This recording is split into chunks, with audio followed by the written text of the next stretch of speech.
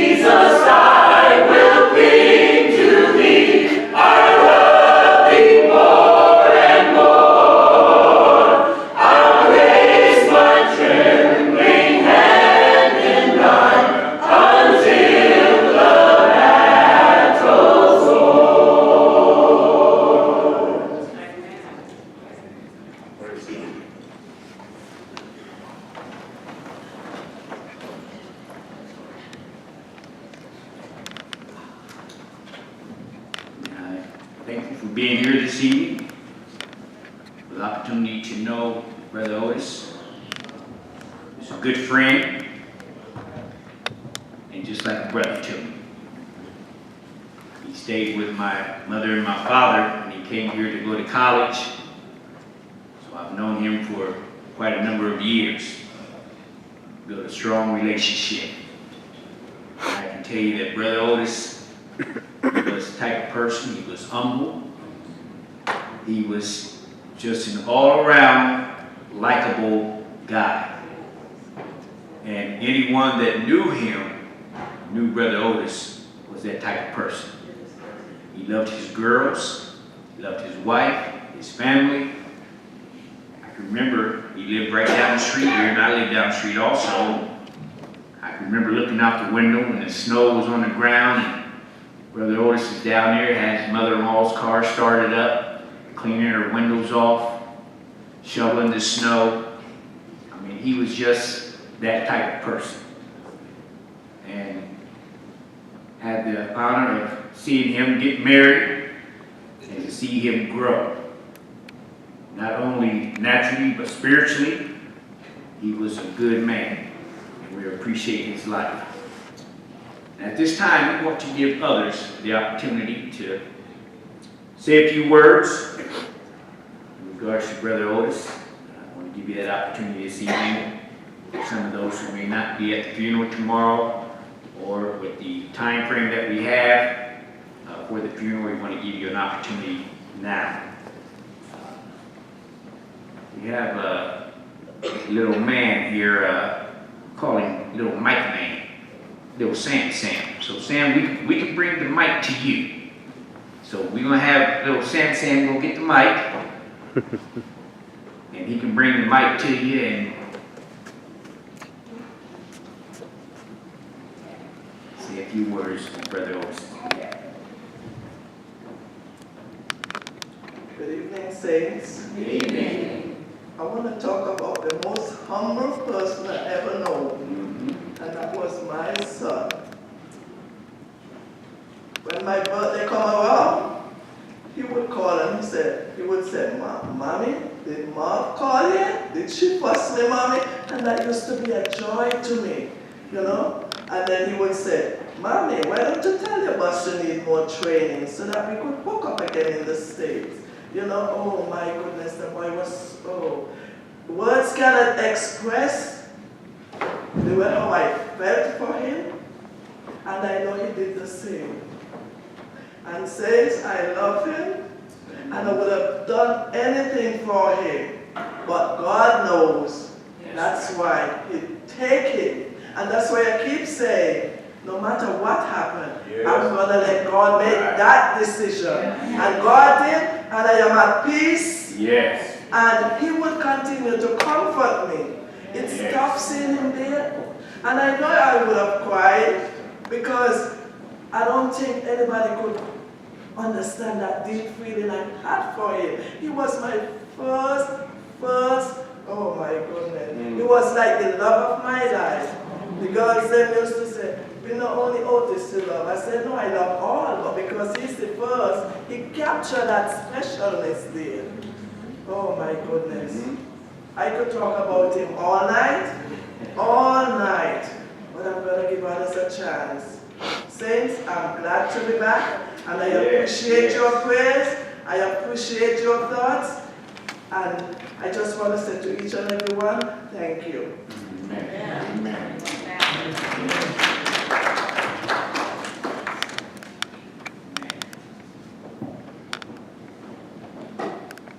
Anyone else?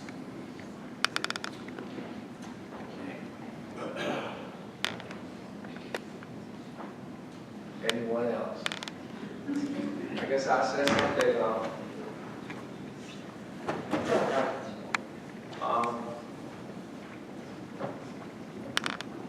To die is gain, the Bible said. So I guess, brother, I'll see you in heaven. God bless you.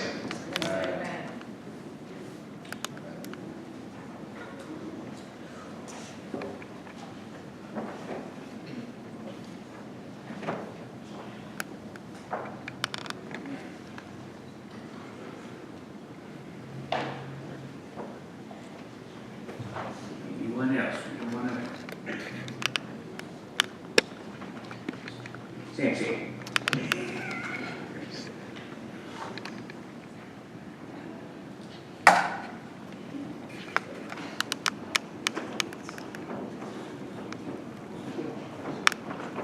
I would just say a few words here. Brother Otis was certainly very dear to me. I especially got or established a particular kind of relationship with him in probably the last 3 years or so. And I think the thing that's the most striking with me was his love for his family. There were times when he would get in touch with me and say, let me know that I can't be there today because my children are sick, my wife needs help. Or perhaps my wife is sick and I need to stay home with the children. Sometimes he would say, I'm going to take care of things and so that she can go to church and be there all day, or whatever the case was. And that was striking, that he would give that kind of respect and honor to his family. He loved his children, and that is to be extolled in this day and time. In the day of absent fathers, for him to have that kind of care for his children, truly it is something to be recognized. I also remember the times that I stood with his mother next to his bed and observed the love that she had for her son. And truly that also is very striking. So we all, of course, will miss him, but he did indeed suffer a lot, and we're we're thankful that the Lord knows best. Yes. Amen.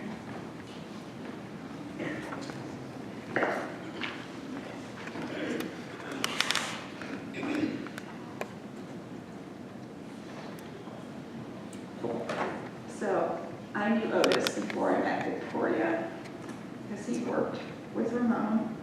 And like you were saying, I mean, there was not a sweeter person I had ever met in my life. I mean, handsome and that smile and humble, you know, like just, I mean, the Spirit of God, he's godly.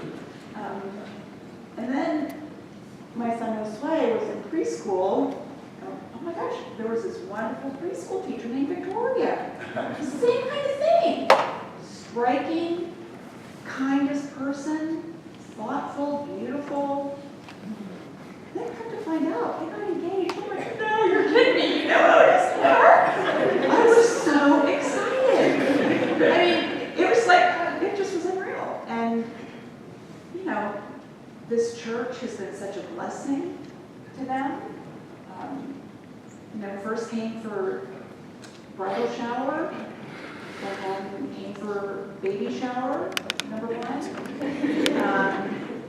And have been here over the last couple of years a few different times, and every time it's such a blessing. And the way that you all have supported her and loved her, and Otis's mom, and you know, you just, it's a special place, and Yes. I've been blessed, so blessed to know all of you. Amen. Amen. Amen.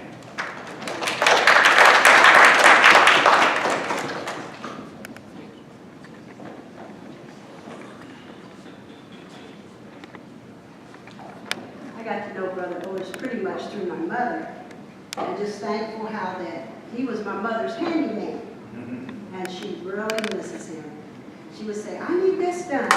Every year he would come in and he would put in her air conditioners, and at the end of the period, he would come in and he would take them out, and he would put up her plastic on her windows to keep the air out, and just whatever she needed, he was there to help her. I mean, he was a real help and a blessing. And they had this little thing between them, and so I ended up calling him that too.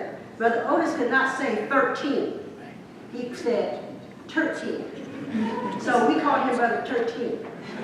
And we just enjoyed that, and he would just laugh and giggle. But we just appreciate Brother Otis, and also when my husband first moved here from Michigan, once he got his job, Brother Otis took him in, and he had a place to live until, you know, he had got an apartment. So Brother Otis was truly a blessing to our family. I know he lived with my aunt, Juanita, and she loved him like a son. He's just been a blessing to our family.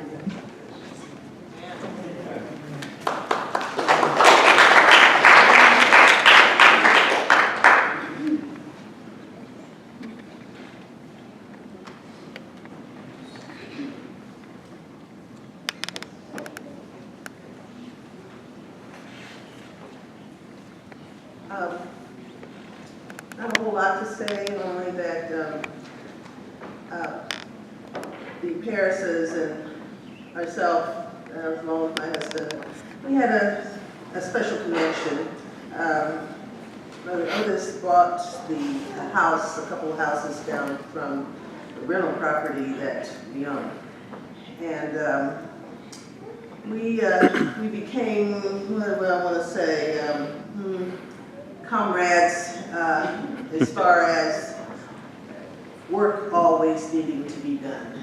And it seemed as though there was a particular problem that we were having, and he was having the same problem in his house.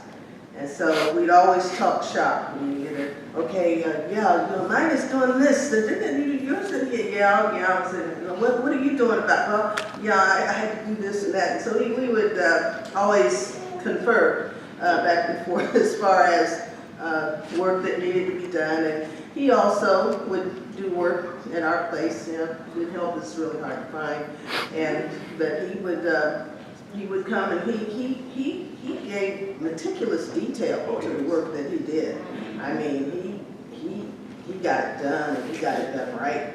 And so I appreciate, the help that he was. And Also through this ordeal, myself and Sister Victo had a special connection. We were both experiencing some, what shall I say, deep trials in our particular lives, and we would confer back and forth, and, you know, exchange notes and war stories and all that kind of thing. And so with my situation, I had a catastrophic development, and I'm like, oh yeah, that kind of ended, but oh, how it ended, and oh, now it's another situation. And then a few months later, she had a catastrophic occurrence, and boy, it's been something. And I just can say that it's God that helps you through the hardest places in life. And there is absolutely no reason and no excuse to throw in the towel or give up or turn to do the wrong things, because God has grace sufficient, however hard the trial. And we have observed Mr. Victo through all of this, and I mean, you know, she may not have been perfect in some things, but you know, she has really matured and developed through these things. I have beheld a growth in her, and I tip my hat to her. I mean, she has really borne the heat of the day through the various things going through this past year and more. And I just, my prayers have always been with her, and I tell you one thing in particular. I had gone to visit, myself and Sister Dorothy had gone to visit the Otis and Victoria and Sister Terry were there. And when we walked in, there was a attendant or whatever, and he was trying to explain everything that was going on with those.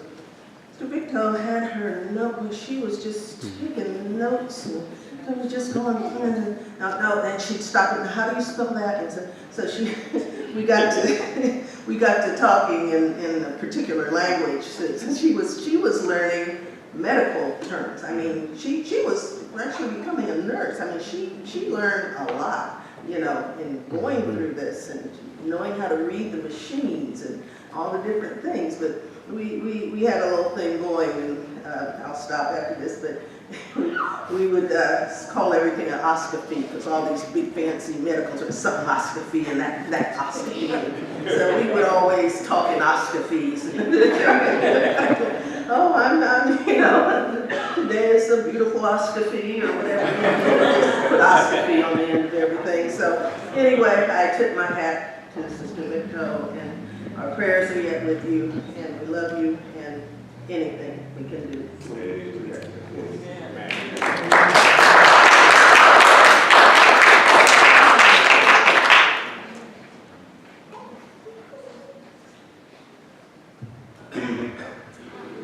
I love Brother Otis. He was that was my buddy. You know, I kind of think back. I went to Wittenberg University, and I got saved. When I got saved, he was the first person, the first brother I could connect with. And a lot of the time, when you go to a new place or you meet new people, it's those first people that cause your first impression. So I guess my first impression was, you know, the Saints are very polite. And the Saints are kind of cool. And the Saints are very, very clean. You know. And, but I'll tell you what, you know, hanging out with him, you know, I mean, we're